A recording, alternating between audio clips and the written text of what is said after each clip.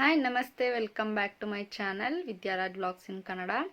ಯಾರೆಲ್ಲ ಚಾನಲ್ನ ಹೊಸದಾಗಿ ನೋಡ್ತಿದ್ದೀರಾ ಪ್ಲೀಸ್ ಚಾನಲ್ನ ಸಬ್ಸ್ಕ್ರೈಬ್ ಮಾಡಿಕೊಂಡು ನೋಡಿ. ನಾನು ಥ್ರೋಟ್ ಇನ್ಫೆಕ್ಷನ್ ಆಗಿದ್ದರಿಂದ ಒಂದು ಕಷಾಯನ ಮಾಡಿಕೊಂಡು ಕುಡಿದೆ.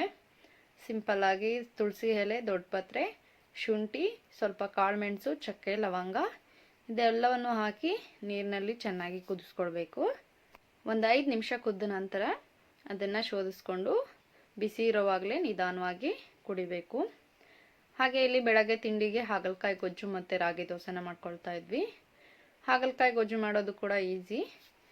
ಒಂದು ಬಾಣಲೆನ ಇಟ್ಕೊಂಡು ಎಣ್ಣೆ, ಸಾಸಿವೆ, ಜೀರಿಗೆ, ಕಡಲೆಬೇಳೆ, ಈರುಳ್ಳಿ ಎಲ್ಲವನ್ನು ಒಗ್ಗರಣೆಗೆ ಹಾಕ್ಕೊಂಡು ಕಟ್ ಮಾಡಿಟ್ಕೊಂಡಿರೋಂಥ ಹಾಗಲಕಾಯನ್ನು ಹಾಕಿ ಸ್ವಲ್ಪ ಫ್ರೈ ಮಾಡಿ ಅದಕ್ಕೆ ಸ್ವಲ್ಪ ನೀರನ್ನು ಸೇರಿಸ್ಕೊಂಡು ಚೆನ್ನಾಗಿ ಬೇಯಿಸ್ಕೊಳ್ಬೇಕು.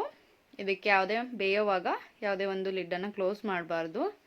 ಮುಚ್ಚಳನ ಮುಚ್ಚದೆ ಬೇಯಿಸ್ಕೊಳ್ಳೋದ್ರಿಂದ ಹಾಗಲಕಾಯಿ ಕಹಿ ಬರೋದಿಲ್ಲ. ಬೆಂದ ನಂತರ ಉಪ್ಪು, ಖಾರದ ಪುಡಿ, ಧನಿಯಾ ಪೌಡರ್, ಹುಣಸೆ ಹುಳಿ, ಸ್ವಲ್ಪ ಬೆಲ್ಲ ಹಾಗೆ ತೆಂಗಿನಕಾಯಿ ತುರಿನ ಹಾಕ್ಕೊಂಡು 1-2 ನಿಮಿಷ ಕುದಿಸ್ಕೊಂಡ್ರೆ ಹಾಗಲಕಾಯಿ ಗೊಜ್ಜು ರೆಡಿ ಆಗುತ್ತೆ.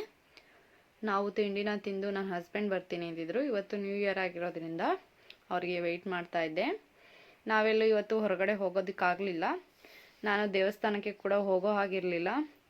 ಹಾಗಾಗಿ ಅಲ್ಲದೆ ಕೊರೋನಾ ಕೂಡ ಜಾಸ್ತಿ ಆಗ್ತಿದೆ ಅಂತ ಕೇಳಿರೋದ್ರಿಂದ ನನ್ನ ಪಾಪುನ ಕರ್ಕೊಂಡು ಎಲ್ಲೂ ಹೋಗೋದಕ್ಕೆ ಇಷ್ಟಪಡೋದಿಲ್ಲ. ಅವನು ತುಂಬ ಸಣ್ಣವನಿರೋದ್ರಿಂದ. ಅಲ್ಲದೆ ಅವನು ಪ್ರೀಮೆಚೂರ್ ಕೂಡ, ಏನಾದರೂ ಇನ್ಫೆಕ್ಷನ್ ಆಗೋ ಚಾನ್ಸಸ್ ಜಾಸ್ತಿ ಇರುತ್ತೆ ಅಂತ ನಾವೆಲ್ಲಿ ಕೂಡ ಕರ್ಕೊಂಡು ಹೋಗೋದಿಲ್ಲ. ತಿಂಡಿ ಆದ ನಂತರ ನನಗೆ ಅಂತ ಒಂದು ಲೋಟ ಕಾಫಿನ ಮಾಡಿಕೊಂಡೆ.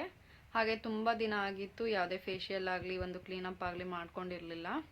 ಅದಕ್ಕೆ ಇವತ್ತು ಟೊಮೆಟೊನ ಯೂಸ್ ಮಾಡಿಕೊಂಡು ಒಂದು ಕ್ಲೀನಪ್ನ ಮಾಡ್ಕೊಳ್ತಾ ಇದ್ದೆ. ಫೇಸ್ನ ವಾಶ್ ಮಾಡಿಕೊಂಡು ಒಂದು ಟೊಮೆಟೊ ಸ್ಲೈಸ್ನ ತೊಗೊಂಡು ಅದಕ್ಕೆ ಶುಗರ್ನ ಹಾಕ್ಕೊಂಡು ನೀಟಾಗಿ ಫೇಸ್ನ ರಬ್ ಮಾಡ್ಕೊಳ್ಬೇಕು. ಕ್ಲೀನಾಗಿ ರಬ್ ಮಾಡ್ಕೊಂಡ ನಂತರ 1-2 ನಿಮಿಷ ಆದಮೇಲೆ ಫೇಸ್ನ ವಾಶ್ ಮಾಡಿಕೊಂಡು ಬಂದು ಮತ್ತು ಇನ್ನೊಂದು ಟೊಮೆಟೊ ಸ್ಲೈಸ್ಗೆ ಹನಿನ ಆ್ಯಡ್ ಮಾಡಿಕೊಂಡು ಫೇಸ್ ಫುಲ್ಲು ಮಸಾಜ್ ಮಾಡ್ಕೊಳ್ಬೇಕು. ಇದಾದ ನಂತರ ಫೇಸ್ ವಾಶ್ನ ಮಾಡ್ಕೊಳ್ದೇನೆ ಇದಕ್ಕೆ ಕಾಫಿ ಪೌಡರ್ನ ಹಾಕ್ಕೊಂಡು ಮತ್ತೆ ಫೇಸ್ನ ಕ್ಲೀನಾಗಿ ರಬ್ ಮಾಡಿಕೊಂಡು 10 ನಿಮಿಷ ಇಲ್ಲ 15 ನಿಮಿಷ ಬಿಟ್ಟು ಫೇಸ್ನ ನೀಟಾಗಿ ವಾಶ್ ಮಾಡ್ಕೊಳ್ಬೇಕು. ಇಷ್ಟೇ, ತುಂಬಾ ಸಿಂಪಲ್. ಟ್ಯಾನ್ ಇದ್ದರೆ ರಿಮೂವ್ ಆಗುತ್ತೆ, ಒಂದು ಒಳ್ಳೆ ಸ್ಮೂತ್ನೆಸ್ ಗ್ಲೋ ಬರುತ್ತೆ. ಹಾಗೆ ನನ್ನ ಮಗನಿಗೆ ಸ್ನಾನಕ್ಕೆ ಬೇವಿನ ಸೊಪ್ಪನ್ನ ನೀರನ್ನು ರೆಡಿ ಮಾಡ್ಕೊಳ್ತಾ ಇದ್ದೆ. ವಾರಕ್ಕೆ 1 ಸಲ ಅವನಿಗೆ ಬೇವಿನ ಸೊಪ್ಪನ್ನು ಹಾಕಿ ಸ್ನಾನನ ಮಾಡಿಸ್ತೀನಿ. ಮಧ್ಯಾಹ್ನಕ್ಕೆ ಅಂತ ಹೇಳಿ ನಾನು ಪನ್ನೀರ್ ಬಟರ್ ಮಸಾಲ ಮತ್ತು ರೋಟಿನ ಮಾಡ್ಕೊಳ್ತಾ ಇದ್ದೆ. ನನಗೆ ತುಂಬಾ ಇಷ್ಟವಾಗಿರುವಂಥದ್ದು ಪನ್ನೀರ್ ಬಟರ್ ಮಸಾಲ. ಅದನ್ನು ಕೂಡ ಮಾಡೋದು ತುಂಬಾ ಈಸಿ. ಹೇಗೆ ಮಾಡೋದಂತ ಹೇಳಿ ರೆಸಿಪಿನ ನಾನು ಈಗಾಗಲೇ ಶೇರ್ ಮಾಡಿದ್ದೀನಿ. ಯಾರಿಗಾದರೂ ಇಂಟ್ರೆಸ್ಟ್ ಇದ್ದರೆ ಒಂದ್ಸಲ ಚೆಕ್ ಮಾಡಿ. ನಾನು ನ್ಯೂ ಇಯರ್ಗೆ ಕಂಪಲ್ಸರಿಯಾಗಿ ಒಂದು ದೇವಸ್ಥಾನಕ್ಕಾದ್ರೂ ಹೋಗ್ತಾ ಇದ್ದೆ. ಈ ಸಲ ಅದು ಕೂಡ ಆಗಲಿಲ್ಲ. ಹಾಗಾಗಿ ಮನೆಯಲ್ಲೇ ಕೇಕ್ ಕಟ್ ಮಾಡಿ ಸೆಲೆಬ್ರೇಟ್ ಮಾಡೋಣ ಅಂತ ಅಂದ್ಕೊಂಡು ಸುಮ್ಮನಾದೆ. ನನಗೆ 2023 ತುಂಬಾ ಸ್ಪೆಷಲ್. ಯಾಕಂದರೆ ನನ್ನ ಮಗ ಹುಟ್ಟಿದ ವರ್ಷ. ಅವನಿಂದನೇ ಎಲ್ಲ ಸಂತೋಷ ಲೈಫಲ್ಲಿ. ತುಂಬಾ ಕಷ್ಟ, ನೋವು ಎಲ್ಲ ಆದಮೇಲೆ ಅವನು ಹುಟ್ಟಿದ ಮೇಲೇ ತುಂಬಾ ಖುಷಿಯಾಗಿದ್ದೀನಿ ನಾನು. ಯಾಕಂದರೆ ನನಗೆ ಇದಕ್ಕೆ ಮುಂಚೆ ಒಂದು ಸ್ಟಿಲ್ ಬರ್ತಾಗಿತ್ತು. ಹಾಗಾಗಿ ನನ್ನ ಮಗನಿಗೆ ಅಂತ ಹೇಳಿ ಹೊಸ ಬಟ್ಟೆನ ಕೂಡ ತಂದಿದ್ರು. ಅದನ್ನು ಕೂಡ ನೋಡಿ ತೋರಿಸ್ತಾ ಇದ್ದೀನಿ.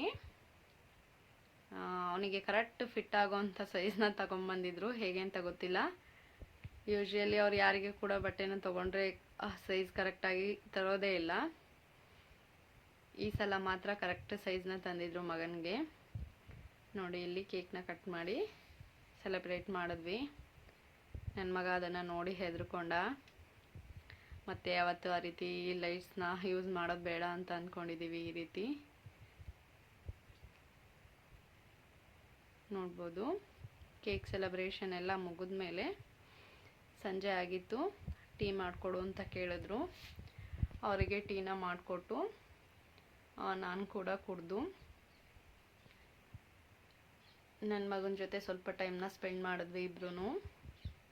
ಅವರು ಕೂಡ ತುಂಬ ದಿನ ಆಗಿತ್ತು ಬಂದು.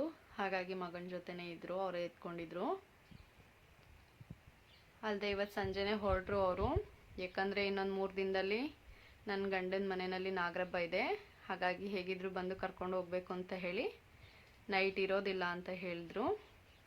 ತುಂಬ ದಿನದಿಂದ ನಾನು ಪಾಪುದು ಹ್ಯಾಂಡ್ ಆ್ಯಂಡ್ ಫುಟ್ನ ಕ್ಯಾಸ್ಟಿಂಗ್ ಮಾಡಿರೋವಂಥದ್ದು. ಈ ರೀತಿ ಪೇಂಟ್ ಮಾಡೋದಕ್ಕೆ ಆಗಿರಲಿಲ್ಲ ಟೈಮು, ಹಾಗಾಗಿ ಇವತ್ತು ಹೊಸ ವರ್ಷದ ದಿನ ಇದನ್ನು ಕಂಪ್ಲೀಟ್ ಮಾಡೋಣ ಅಂತ ಹೇಳಿ ಪೇಂಟ್ ಮಾಡ್ಕೊಳ್ತಾ ಇದ್ದೆ.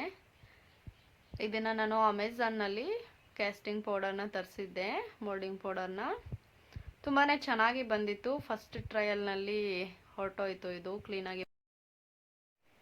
ಕ್ಲೀನಾಗಿ ಬಂದಿರಲಿಲ್ಲ. ಹಾಗಾಗಿ ನೋಡಿ, ನೀಟಾಗಿ ಈ ರೀತಿ ಪೇಂಟ್ ಮಾಡಿಕೊಂಡು ರೆಡಿ ಮಾಡ್ತಿದ್ದೆ.